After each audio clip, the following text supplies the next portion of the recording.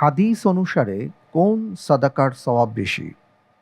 এ, সুস্থাবস্থায়। B, যখন সম্পদের লোভ অন্তরে থাকে। সি, যখন দারিদ্র্যের ভয় থাকে।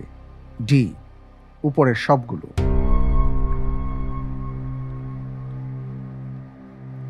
আলহামদুলিল্লাহ, আল্লাহর উপর ভরসা করে এই প্রশ্নের উত্তর হিসেবে আমি বেছে নিচ্ছি অপশন ডি, উপরের সবগুলো। অপশন ডি, উপরের সবগুলো। ফ্রিজ করে দিব। জি, ইনশাআল্লাহ।